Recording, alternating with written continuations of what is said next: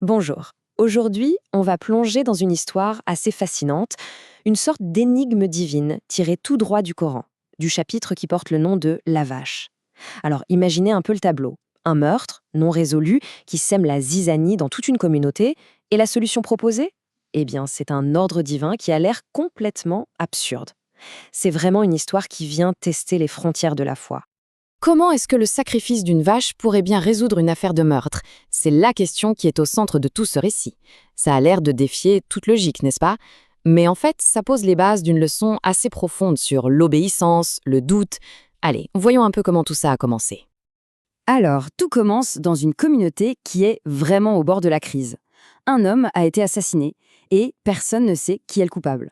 Du coup, la méfiance commence à s'installer partout. Les gens s'accusent les uns les autres, les familles se déchirent. Bref, le lien social est vraiment sur le point de voler en éclats. Et le Coran, il nous met direct dans l'ambiance, en plein cœur du problème. Le verset nous dit en gros, rappelez-vous, vous aviez tué un homme et vous vous accusiez mutuellement à ce sujet. Et là, la phrase clé, mais Allah allait dévoyer ce que vous cachiez.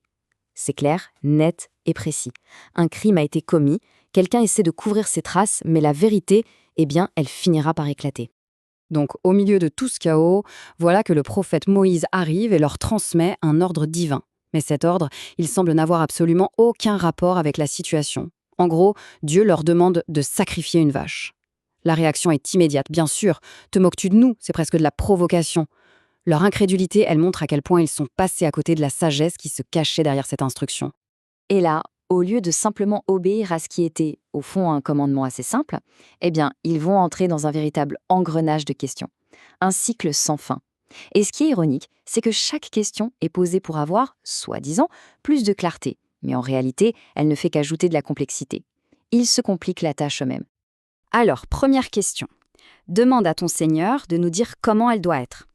En gros, quel âge elle doit avoir. Et la réponse arrive. Ni trop vieille, ni trop jeune, entre les deux. Un critère simple, non?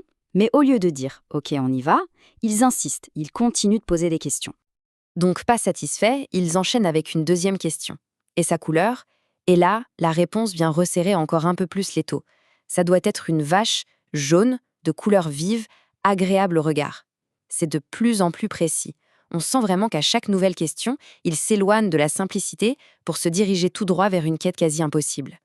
Et ils continuent. C'est leur dernière demande. Ils prétextent une sorte de confusion. Pour nous, toutes les vaches se ressemblent. Mais ce qui est fascinant, c'est ce qu'ils ajoutent juste après. Et nous, si Allah le veut, nous serons bien guidés. C'est comme un petit éclair de lucidité au milieu de toute cette hésitation. Une reconnaissance un peu tardive qu'ils ont besoin d'être guidés.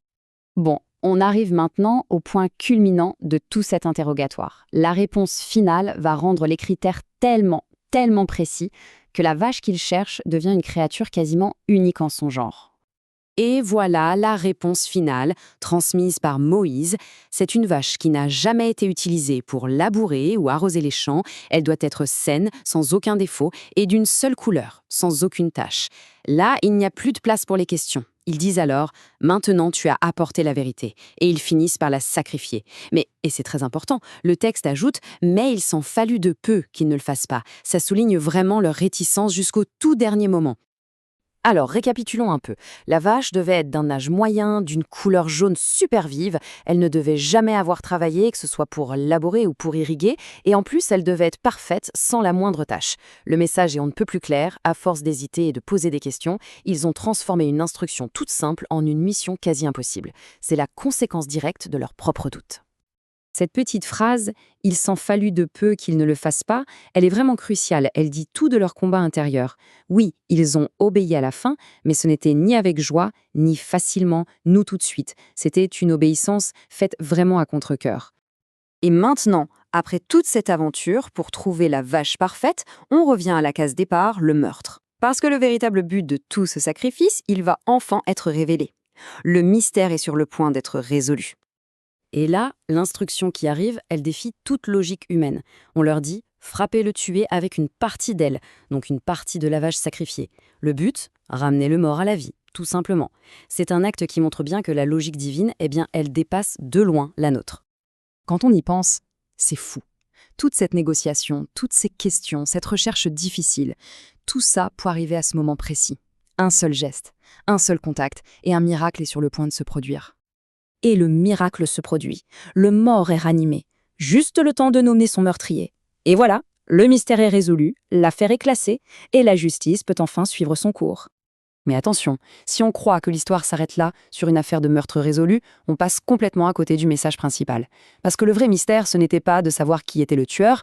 Non, le vrai mystère, c'était de comprendre pourquoi, même après avoir vu un miracle pareil de leurs propres yeux, certains cœurs restaient complètement fermés. Et le verset final, il est puissant et assez troublant. Il dit « Puis après cela, vos cœurs se sont endurcis, devenant comme des pierres ou même plus durs. » C'est incroyable. Malgré le miracle, leurs cœurs se sont refermés. C'est une critique vraiment acerbe de ceux qui voient les signes mais qui refusent d'y croire. Et la métaphore qui suit est juste saisissante. Le texte ne dit pas seulement que leurs cœurs sont comme des pierres. Non, il dit qu'ils sont pires que des pierres. Pourquoi ? Parce que, nous dit le verset, il y a des pierres d'où jaillissent des rivières, d'autres qui se fendent pour laisser passer l'eau, et même certaines qui tombent par crainte de Dieu. En gros, même la matière inanimée, la roche, peut réagir à la puissance divine, alors que leurs cœurs, eux, sont restés de marbre. Alors, au final, qu'est-ce qu'on retient de cette histoire incroyable ? On pourrait dire qu'il y a 3 leçons clés. D'abord, l'obéissance simple et confiante, c'est souvent le chemin le plus direct. Ensuite, le doute et le fait de toujours tout remettre en question, ça ne fait que créer des complications inutiles. Et enfin, et c'est peut-être le plus important, les signaux divins, les miracles peuvent montrer la voie, mais ils ne peuvent pas forcer un cœur à s'ouvrir. Ça, c'est un choix personnel. Et on termine avec cette question, qui est finalement assez universelle, parce que cette histoire très ancienne, elle nous renvoie à nos propres vies. Face à une directive claire, quelle est notre première réaction ? Est-ce qu'on a tendance à agir ou à questionner sans fin ? C'est une bonne question pour réfléchir un peu à la nature de notre propre confiance et de notre propre engagement.